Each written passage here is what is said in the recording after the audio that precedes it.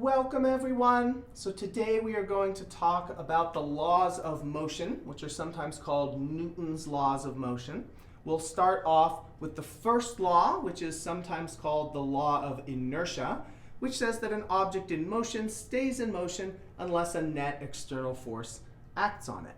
And this is probably something that you have experienced a little bit in your everyday life. But I want to carefully define the various quantities here while thinking about the sorts of motion that might be happening.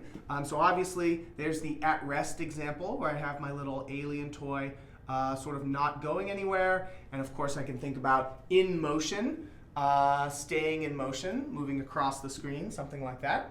And so we actually already know what we mean by in motion because we have been studying position, velocity, and acceleration.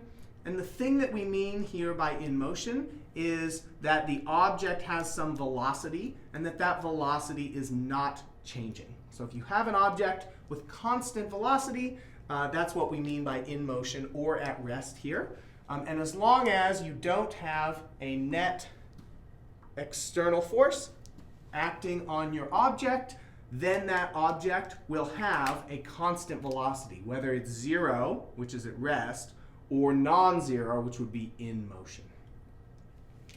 For net force, we know what forces are, so I could think about defining the net force on an object, which you might write something like this, as simply the sum of the forces, for example, F1 plus F2 plus F3, and there could be any other number of forces here that I might decide to add. Notice that each of these forces is a vector, and I have to add them up as vectors. You can't just add together the magnitudes of these forces. You have to add them up as vectors.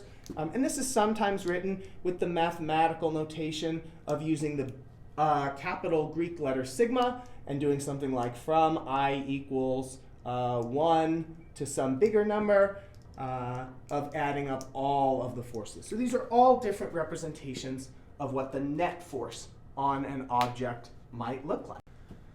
As I said, this law is sometimes called the law of inertia, and I want to think a little bit about what that means.